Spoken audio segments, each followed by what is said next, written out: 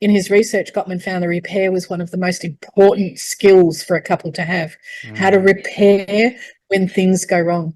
Because if you can keep repairing, then chances are you're going to get to that final stage of commitment, unquestionable loyalty. Think about that. Loyalty that's unquestioned. That's rich. That's rich.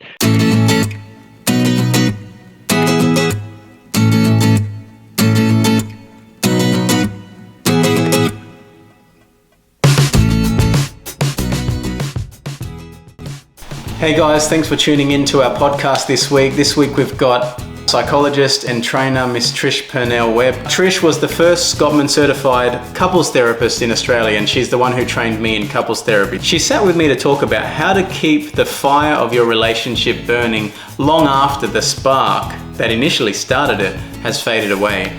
So I hope that you guys find this helpful, especially to the people out there who are in relationships where that initial spark might seem like it's not there anymore. In the weeks to come, we'll be talking about other content related to relationships. So we're going to have, I guess, an interesting and hopefully entertaining conversation on a topic that I think a lot of people think about. You know, this kind of idea on relationships. That's the topic for the month, February, and I guess the conversation today is really on what keeps relationships going and what makes them work at the start. So let's talk a bit about this start, the spark, right? The spark that people get, you know, this feeling. I mean, I remember it, the feeling where, you know, the early parts of the relationship where that's just budding and you're thinking about the person constantly. You get this feeling. You're always maybe checking your phone. And you know, you can stay up all night talking, you know, this time where they are almost perfect and you just feel in love. You know, I'm wondering if you can share anything about this, you know, what's actually happening during this period from a I don't know, biological or any sort of point of view. Yeah. Yeah, so it's as you said, it's a very well-known feeling. Everybody has more than likely experienced it at different times.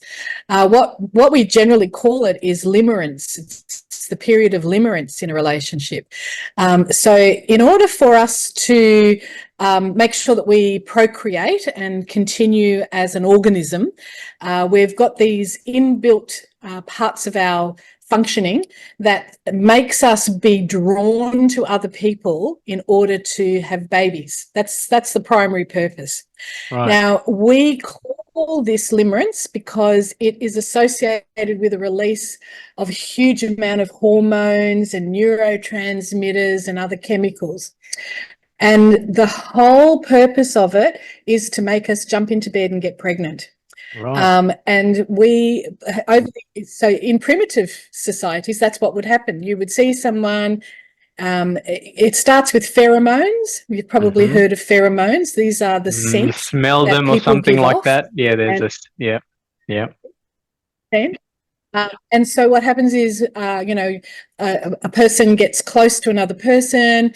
We do the sniff test. The pheromones tell us, oh, this person is a good match for me, because your brain has a little chemistry lab in it and it has picked up those pheromones and gone, hey, this person's autoimmune system is different enough from yours that you two will have strong babies, good babies. And so the next test that the chemistry department does is the saliva test. And so it gets you to kiss each other. And we take that saliva and our brain looks at that more closely and says, yes, this couple is a good match. They will produce good, strong babies.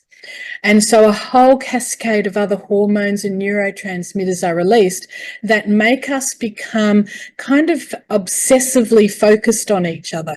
In fact, when they map the levels of these hormones and neurotransmitters, those maps that they create from people newly in love are very similar to the brain maps we get from people who have OCD. Quite significant levels of OCD. So it does make us become kind of obsessed and compulsive about that person. And if we then move on to, you know, having sex and that sort of stuff, we get increases in the level of oxytocin, serotonin, endorphins, all of these really feel good hormones. John Gottman, who's done a lot of research in this area, also suggests that oxytocin in particular is the hormone of poor decision making. So what happens with oxytocin is that it kind of acts like putting a set of blinkers on us, and we become very focused on what is positive and good about this person. And so all the annoying habits that they have, the weird noises that they make, you know, the ideas that they have that may be unaligned with mine kind of get shut out because oxytocin is there going, wow, this is the person for me. And so we have these blinkers on. Now, this cascade of hormones and neurotransmitters lasts around about 9 to 12 months. And again, biologically, that's an important period of time, because in that time, chances are that the couple are going to get pregnant. And by that stage, you're just about ready to give birth to a child, getting close to that term of pregnancy. And so what happens then is the brain does this little change, and the female partner, she's now no longer as strongly attracted to the autoimmune system that's different to hers, right? So, you know, the male has a different autoimmune system, and the female is attracted to that, just like the male is attracted to her autoimmune system. But at this point in time, the female's hormones change, and now she's becoming more attracted to a similar autoimmune system, which will be the baby. Meanwhile, the male is still attracted to the different autoimmune system, which is the baby. So it's now become protective for the baby to have two parents who are attracted to the smell and the taste of that person, that little person. And so this is also why after that, at that period of time towards, you know, the end of pregnancy, and certainly after the first, you know, the baby's born, the female partner is not quite as attracted anymore to the male partner. And that can last for quite some period of time. You know, sometimes up to about 2 years, depending on how long she might breastfeed for, and how long it takes for her normal body systems to come back into their normal rhythm. And this is really protective for the baby, because it means that both parents are focusing on making sure the child survives. But it doesn't do very much for the couple's relationship, unfortunately. Yeah. You know, Trish, this is really helpful, I think, just because I think a lot of people probably have a feeling like, when I'm not feeling this way, this limerence period that you talk about, I know that there's a sense that when I'm not feeling this way, which sometimes maybe gets called being in love, like feeling in love, like we might confuse those two experiences. And I think what you're saying is actually pretty enlightening for people, because it's kind of almost suggesting that it's okay when you're not feeling that way. It doesn't necessarily mean that there's a big problem. In fact, it's a natural process when you're giving birth, for example, and there's a new baby, that you see the protective and beneficial nature of all of these hormones towards procreation. You know, in a sense, it's doing this thing, right? Exactly. Right. Yeah. But the limerence stage is probably more accurately described as being in lust. It's not love. Okay. So that is the first stage of relationship, generally speaking. And then in his research, John Gottman then looked at, well, if that's the first stage, and it's very brief, really, when you think about it, then what happens after that? Well, then we get to this second stage that he calls the stage of attachment. Now, this can mean that we then start to actually fall in love with someone. Love being a verb, right? So how do we love each other? We love each other by the way we treat each other. And so now we're not so much driven by hormones, but we have to start seeing the person for who they are. Not what they smell like or look like anymore. And so it becomes, this person is kind to me. This person is someone I can trust. This person has my back. They're there for me. You know, they turn up. They help me. They support me. They comfort me when I'm upset. And it's those actions that actually we then take and go, these are demonstrations of love. And when I do that to you and you do that with me, it feels like a loving relationship. Right. So we have this second stage. I want to come back to what you said there about love being a verb, like love is a verb, because a lot of people, we say the words, even many songs, falling in love or I love you being how I feel. What's happened? Does it change from a feel? Like what is there a misconception that we need to address about love?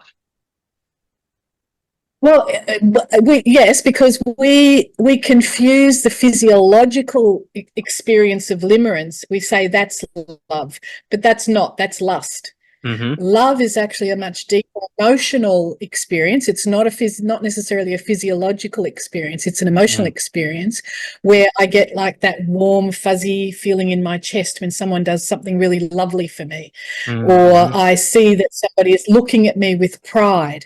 Yes. Or I hear them say something very positive about me. I get this emotional experience, which, yes, there's also hormones and neurotransmitters involved in that. It still is aligned with releases of serotonin and endorphins and all of that. But it's not this massive cascade of these that gives us that heightened excitement and desire to just be with that person 110%. It's a slow burn at this point. It's a slow burn. And I'm just sort of, off topic a little bit, but it's a bit of on a tangent. But what I guess I feel like happens for a lot of relationships is that when that limerence period seems to go, there can be a sense of anxiety or fear that either this isn't the right person or we're not doing the right things, something's wrong, that we're losing this feeling that I'm not. And I imagine that even things like whether it be affairs or even pornography or certain things that can kind of trigger that experience physiologically and emotionally might be sought at this point. Is that something that working with the couples that you have that you see can happen because of this loss of, can you talk a bit about that? Sometimes, I mean, once we've been together for a while, and whether we have a baby or not, things start to happen, right? We have jobs, we have stress, we buy houses, we have financial stress, we have other friends and family members, and maybe we have kids that all start to get in the way a little bit of us giving 100% attention to our partner, which is what we give them in that first 12 months, roughly. We're sort of in our little couple bubble. But then life starts to encroach on that. And so then we have to actually make time for that person. We have to decide to prioritize that relationship over all the other relationships we have in our life, over our work and over our parents and so on. And if we don't do that, if we tell ourselves this story of our relationship should be easy, it should just happen, then we're likely to make these mistakes where, because it doesn't just happen, we have to actually put work in here to prioritize our partner, to make time to hang out together and have these quality moments and connecting moments that we string together over a lifetime. If we're not doing that, then of course we feel a bit dissatisfied, and we ask ourselves, well, what's the point in being with this person? If they're not available to me, or if I don't have time for them, is it because I don't really love them? Well, it's rarely that. It's mostly that I'm not giving it enough time. If you think about your friends and your family, how do you maintain a long-term friendship or relationship with someone? You make time to see them. It might not be every day, might not even be every week or every month, but if they're an important enough person in your life, you will still make time, and you'll set up a date, and you'll go visit them, or you'll go hang out together. And when you're hanging out together, you prioritize certain behaviors about enjoying each other, having fun together, sharing some, emotional intimacies together. It's very purposeful when we go hang out with our friends. But when we're in a living relationship with someone, we start to lose that thinking about making this purposeful, making my time with this person purposeful. It just becomes like, living with a housemate, and we do certain things and it's a routine, and now we've lost this feeling, and therefore we mustn't be a good match, rather than recognizing I'm not putting in the work. that needs to be put in to have this close, intimate relationship with someone. Yeah, and what was initially perhaps automatic and almost biochemically driven within ourselves to do some of this stuff, to make time to do that. Now, when that fuel source is gone, it sounds like we need to tap into another fuel source of maybe just, I don't know what you call it, whether it's commitment or just willingness to simply do these things, even when the body doesn't naturally have those things to take us to it. And it's probably leading to the question that I'm really keen to get talking about, which is, obviously, the topic here is, how do we keep the fire going long after the spark is gone? And from what you've said, it sounds like it really is like the spark, even though it feels really good, that limerence period. It sounds like when you started to talk about the attachment period, it sounds like there are much deeper and more rich levels of love that actually we can enter into if we get through that. Can you tell us a bit more about what those are, and how to kind of build those up and not just seek to keep recreating that first spark again? What does that mean? Yeah, it's a really good question, and John Gottman spent a lifetime looking at this, and really what he developed, the model that he calls his sound relationship house, gives us the roadmap to this. The bottom levels of that model he calls the friendship and intimacy system. And really what he saw in that was that couples who built themselves into a sort of a close connected attachment relationship, they would spend time to hang out together. They would make sure they experienced fun and joy together. They would have deep and meaningful conversations. They would rarely let an opportunity go by for affection. Not sex, but affection, touching each other, hugging each other, kissing each other, giving each other positive feedback, rather than only focusing on the bits that aren't working, like you didn't take the rubbish out, but rather saying, I love how hard you work for us and for our relationship, giving lots of positive feedback. Being prepared to be available to my partner, even when I'm busy doing something. When my partner says, hey, did you? I put down whatever it is I'm doing and I turn towards them just for that 30 or 60 seconds. That richness in that very brief moment communicates so much to my partner about my availability to them and the importance that I place on our relationship. So we call that turning towards. And so it's all these things that keep us emotionally engaged rather than physiologically engaged with that person. Now, the other thing, though, is if you want to keep your sex life active, is that I mentioned before how couples who do really well rarely miss an opportunity to touch each other. That constant affection, if you're close enough to touch your partner, touch them. Let them know you're important to me. I like being close to you. I like having, a sense of you.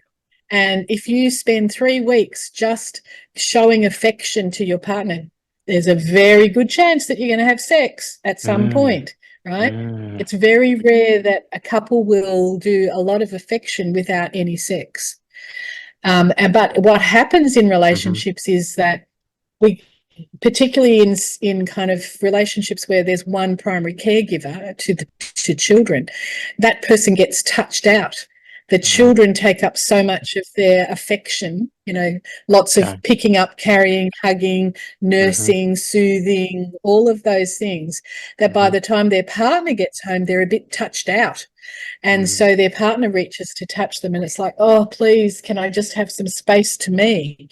And the partner takes that personally and says, you're rejecting me. Rather than being able to understand, my partner is touched out. My partner needs some time to recover and rejuvenate. And maybe I can pick up the slack here and do some of the holding and caring of the children while I let my partner go off and have a shower and some time to themselves. When they come back, chances are they'll be ready to be touched again. But what we see our couples doing is fighting over whose turn it is to do stuff, or who's already worked harder all day. You've been home with the kids all day. You've had the day off. I've been hard at work. Why should I have to come home and do more work? Whereas the other partner is saying, but I've got to work 24/7 and I never get a break. But they don't really listen to each other. They don't really understand what they're both asking for. And so this is where attending something like couples therapy or a couples workshop to learn this stuff can help couples navigate this very difficult period. You know, the period after having a baby is the most dangerous period for couples. Right. You know, more than 2/3 of couples have very significant relationship problems after the birth of a baby, and that can last for up to 6 years. Wow. Those relationship problems. A lot of couples will break up in that time. So it's a key point to start to really understand the dynamics of relationship. Absolutely. And so, sorry, Trish, you go. I was just going to say, and so in this phase of attachment, we're really learning, can we really be there for each other? Can we create loyalty and trust in our relationship that we're that we're solid? And then eventually that leads to the third stage of commitment. Couples who successfully get through that, and that's where loyalty is unquestioned. And so that's second. So the first stage only lasts maybe 9 months to 12 months. The second stage can last a lifetime, you know, because things happen. We hurt each other. We don't make repairs.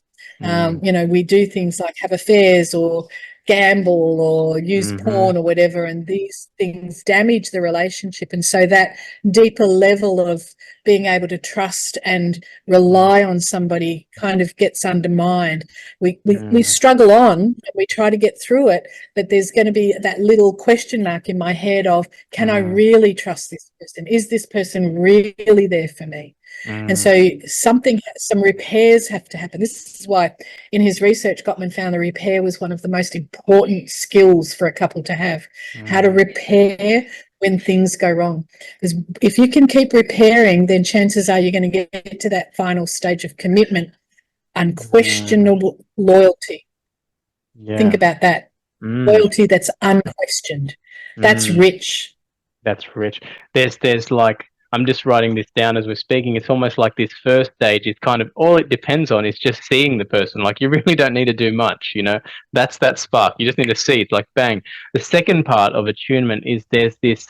I'm seeing this kind of this knowing of someone, which requires an openness to share and also to receive, to hear the other person, to speak, to share, to know where we are at, and to be attuned. That's that knowing aspect. And then the third stage is almost like the spark becomes a bonfire of unquestionable loyalty, where there is true now connection, where you not only have seen each other and know each other, but now your lives become interconnected.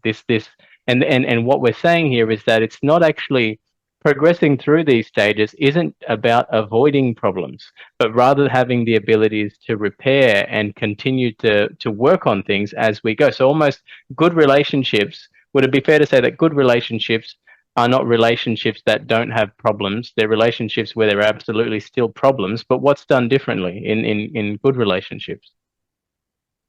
That's right. What's done differently is that there's that willingness to repair, that there's that curiosity to try to understand, how did that go wrong? And let me listen to you and understand where you're coming from, and you listen to me and understand where I'm coming from. And out of that, we can reach deeper understanding, but also find ways to be influenced by each other, so that areas of difference, because there's always going to be areas of difference between two people, even identical twins have areas of difference, but what we've got to learn is how to talk about it, how to make it work even though it's different.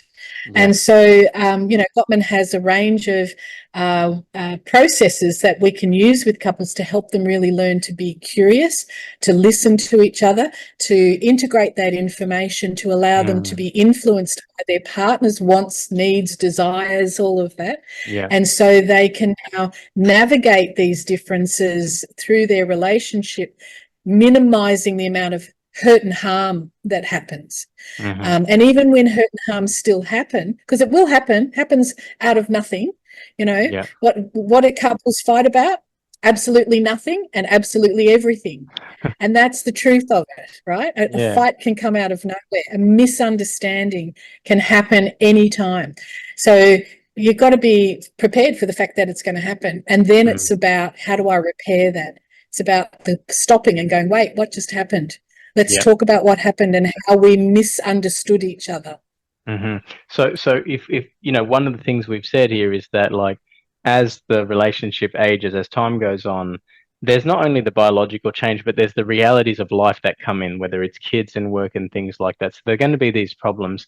And I guess I'm thinking of two types of couples in mind. One is the couple who constantly finds themselves in conflict, constantly in conflict, arguing about different things and frustration about that. And then the other couple who kind of not necessarily are actively in conflict, but almost the sense of relationship is sort of fading. Like, there's almost not much that they do together. There's not much that they say other than practical things, and the relationship is kind of, it's almost just ashes. It feels like, there's no fire. And I guess I'm wondering, what are some, I guess if we could talk practically for if people are listening who are kind of going through this, which a lot of couples I work with are often in one of these categories, so uncommon, is what would you kind of suggest? And we'll come to talking about couples therapy next. I want to talk about that in a second. But what would you suggest that, is where we begin with kind of when we're in these places in our relationship? Yeah. Look, the number one thing is really nurturing a friendship. The biggest thing that happens, I think, is we don't repair when we make mistakes, and so that undermines our friendship. You think about any friend you have.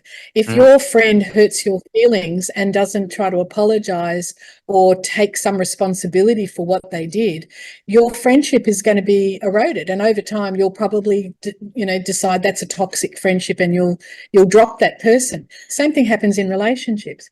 We've got to maintain the strength of our friendship. And that means I have to really work to see that person in a positive light and focusing on what they do that I value, and make repairs, and, and be willing to sort of bring it up and say, hey, what happened at dinner last night hurt my feelings. Can we talk about it? Letting things slide, refusing to address them, not listening to your partner, minimizing their feelings. Oh, don't be silly, it was just a bit of fun. Well, it might have been a bit of fun for you, but your partner is hurting. And when your partner's hurting, John Gottman says you put everything down and you pay attention to them. You do not want your partner going through life hurting and you being oblivious to it. Wow. And I want to just touch on what you said. One of the things I picked up that you said about nurturing a friendship is that it also involves our internal dialogue about our partner. Is that right? Like, what we are choosing to actually, it's not even, there's the external part on what you're doing, for example, dismissing them and things like that, but actually it starts with the internal. Yep, that's right. So when we characterize our partner in negative ways, we create our reality, basically. So an example might be, early in our relationship, my partner chooses to go out with his football mates rather than have an intimate dinner with me for our 1-month anniversary. Let's say. And so in my head, I say to myself, my partner isn't very interested in me. My partner is more interested in his friends than he is in me. And so then we fast forward 10 years and, something's happening and I say, hey, can we go out for dinner on Saturday night and celebrate, my promotion at work? And my partner says, oh, I'd love to, but, it's it's a sort of a anniversary, or all the guys are in town for a get together. Can we postpone this and do it on another night? My automatic voice says, see, I'm right. He's more interested in his mates than he is in me. And so everything that happens in our relationship, I characterize through that lens. It's the same thing when, say, he forgets to take the rubbish bin out 4 nights out of 10. And I start to say to myself, he's so lazy. He doesn't take the rubbish bin out. Now, anytime something doesn't happen according to the way I think it should, I tell myself, see, he's lazy. See, there's another example that is lazy. He didn't pick up that towel. That's because he's lazy. And so now I'm characterizing him in this way. I'm putting him in a box and he can't escape from that.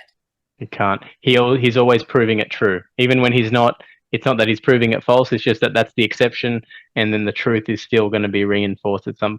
And I guess I see that that mentally then it creates a barrier, because why would you want to move towards someone who you know is lazy and bad in some way? So it's going to pull you away That's as right. well. So the first step is starting with actually listening to our own internal dialogue about our partners and working out, is this actually helping me move towards them? That's a big part. Now talking about the external, it sounds like you're saying it really begins with, to nurture that friendship, it begins on the external, to be willing to hear, to be willing to be listeners more than speakers sometimes. Is that right? Exactly. Yeah. Mm, The first thing we need to do is understand. Once mm, we've understood our partner, then we can try to make ourselves understood. So, mm, it's always more powerful to understand your partner mm. than to be the one who's understood. Yeah, yeah. Two ears, one mouth kind of thing, and that's the hard thing. Yep, absolutely. That makes sense. So to bring us to a close, I guess one of the things on this is that I guess a lot of people will seek out couples therapy. As you know, you've worked with lots of couples at a time where things are really bad, or when things reach a certain point. But from what we're saying here, it sounds like relationships from the outset, there are going to be challenges, from the first 10 months. We're going to experience these things. Can you kind of share what your advice would be to any couple who's not quite at that level yet, but where couples therapy could be helpful even before things are falling apart, completely? Yeah. Look, the exciting thing for me is that, I started doing couples work about 30 years ago, and Mm, at that time, the only people who tended to come to couples therapy were people who were about to get divorced. And so it was pretty much all over Red Rover, and it was pretty hard to bring them back from the brink often. But mm, these days, we see couples who will come and see us for couples therapy who've only been together for 6 months, and they've started to encounter the odd problem, and they're much more proactive in coming in earlier in their relationship. And that works a lot better. If you have already been together for several years and you've had a number of nasty fights and misunderstandings, there's a whole lot of built up resentment that can mm, sometimes just get in the way of you being able to bring the relationship back. The levels of resentment are quite predictive of whether a couple can be successful or not. And mm, so the earlier that a couple comes in, once they recognise, we have trouble talking about areas of difference between us, mm, then come and talk to somebody. Now, whether that's, one of the things I recommend to couples who are newly together before they've made any commitment is to read John Gottman's book, 8 Dates, and mhm, see if philosophically you're on the same page when it comes to important issues that come up in relationships, like how do we manage finances? What do we think about having kids? mm, What's my philosophy about love and closeness? All of those conversations are really important. mm, If they're thinking about committing, then doing a bit of premarital work is often very successful to help start to build the skills that you're going to need to manage that extra hothouse of cohabitation. Because, yeah. when you're only dating, you're only generally getting the best of each other. When you move in together, you see a whole other side. And so a bit of premarital work or pre-commitment Mm, work can sometimes be very helpful. Or do a couples workshop. There's a few mhm, people around the country who run the Art and Science of Love couples workshops, or the 7 principles for making relationships work workshops. You can mm, Google them and find those. They're very useful to help you start to think about the skills that you might need to really build this fantastic relationship. mm, Um, and then as soon as either one of you starts to say things like, I'm not happy, straight into couples therapy. Don't leave it. Don't think, it's just a phase. They'll get over it. mm, Anytime either of you start to go, this isn't satisfying, the earlier you come in, the better opportunity we have to help you mm, repair what hasn't worked, and uh, help you to learn the resilience and the skills that you're going to need to get through the rest of your relationship. And so in these last probably 5 to 10 years particularly, I've seen how successful couples intervention can be when we do it in this very evidence-based and clinical approach, where we do assessment, we do a treatment plan, we work couples through the treatment plan, we do a maintenance phase, we manage the relapse prevention stuff, and we follow up for up to 2 years. And if we get a couple right through to 2 years, chances of them going back to having a dissatisfying relationship are pretty much gone. It's no different to any couple who's never had a relationship problem. So it's a very successful way to manage your relationships and make sure you have a good, successful relationship. Yeah.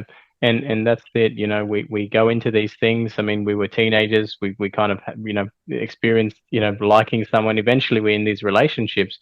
We've never actually learned. And we've got someone, you mentioned John Gottman a lot, who studied 40 years, plus, on these things. And so there's a lot of stuff that is known that can be helpful to what it's there for us, and so some people watching this might not know much about Gottman, but I'm wondering if one of the things I love from him that I still reflect on is his concept of the emotional bank account and the deposits and withdrawals. I'm wondering if we can close just with kind of, if you were able to just give us a summary of that metaphor and what that means and how you found that concept, just even in your own relationship and things like that. Is that okay, Trish? Yeah.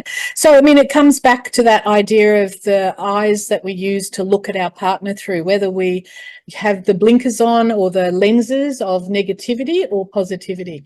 And so if we can make sure that we have that positivity approach and we're articulating regularly what we value about that person. It could be little tiny things like, thank you for making me a cup of tea in the mornings, to I'm so proud of you and the work that you've put in to support our family. That really, makes me feel so good and safe in our relationship. It's any positive thing that you speak up about and you say to your partner out loud, and that you demonstrate that you're proud of them, that you do things for them. You make a really special meal because you want to reward them for all the hard work they've been putting in, or you give them the day off because you know that they need some time to themselves. You're generous in how you support them. All of that is all this positive stuff that you put into your bank account. And the more you do that, the more positive you feel about each other, obviously. Now, every time you do something where you outline, maybe you're critical or you're defensive or something, or you say something mean, contemptuous. So John Gottman refers to them as the 4 horsemen. What happens is, if you think about it like a bank account, every time I say something good or do something positive, I'm putting $1 in the bank account. Every time I use a criticism or contempt or some sort of put down, I'm taking $10 out. So the negativity stuff. The negativity stuff, I mean, in some relation might be 1 to 5, but it's better to think about it 1 to 10, because every time I do that, take out $10. And if your bank account is getting down to 0, every time you say something negative, you're going into deficit. And that's a pretty unhappy, unsatisfying relationship. It sounds so you like want to keep those deposits. Yeah, that's where some people can come to, and it sounds like the withdrawals to an extent might be inevitable. I'm thinking something like it might be even sometimes you forget to do something that you were asked to do, or you didn't block out some time that you said you'd block out for a particular. So the withdrawals come. So it sounds like our aim isn't just to try and address the withdrawals. It's actually just to consciously keep making the deposits. So at least there's something in there. Yeah, exactly. Know that when I do make a mistake, and we all make mistakes, that it's not just about acknowledging and going, oh, well, that was a mistake, and moving on. It's about going, oh, no, that was a mistake. I'm so sorry. I never meant to do that. Hey, let me make it up to you. Let me do this for you. This is, and so then we add on, these 10 positives to make up for that one little mistake. And that's going to keep your relationship quite healthy. Yeah, it's fantastic. And I guess as we kind of close, just to summarize, it sounds like we needn't be afraid of when the spark leaves, because it's actually the opportunity to transform something was just based on seeing into actually something deep and connected way more than what was just biological, That's it. Exactly. Yeah. Move from the physiological to the deeply emotional. Well, thank you, Trish. Thank you for sharing. If people want to learn more from you, or from, do you do any training courses yourself or workshops anymore? Do you still do any of those things? So we haven't been doing couples workshops for a while, but there are other people, and you can still find details of those on our website at relationshipinstitute.com.au. I still work with couples. I also do premarital counselling and couple coaching. So people can contact us. And if I have enough interest, I'll do a small group of couple coaching, that sort of thing. But yeah, there's plenty of opportunity, and I'm only one of many hundreds around the country who can help people out. We've trained well over 2,000 therapists in Australia now who have some level of training in Gottman therapy. And it's not just Gottman therapy, obviously, there are other approaches as well. But what we're seeing, and there's some research coming out of the US probably in the next 12 months, it's going to demonstrate the evidence that Gottman therapy seems to be more successful in repairing relationships and reducing relapse. Relapse is the big stop people from falling back into the old traps. Absolutely. Yeah. So I do recommend Gottman with a therapist who's done a fair amount of training in Gottman therapy. Yeah, well, I'm one of them, Trish, and that went to your workshop and learned from there, and it's absolutely, the practical aspects of this therapy is what set it apart. It gives people something actually that they can do and start to use in their relationship straight away. So thanks a lot for your time, Trish. I look forward to if we get a chance to do this again. There were so many little things we could have traveled through, but I hope that's a start anyway. So thanks a lot for joining us. No problem. Lovely to see you. Bye. All right. So thanks for watching this clip. I hope you found it helpful. Please stay tuned for the rest of the month. We're going to be releasing more content on this topic. If we can assist in your relationships as well as in your individual lives, please feel free to reach out. Please just go to our website, which is www.harvestclinic.com.au, and we'll be happy to connect with you and link you in with one of our psychologists. Thank you.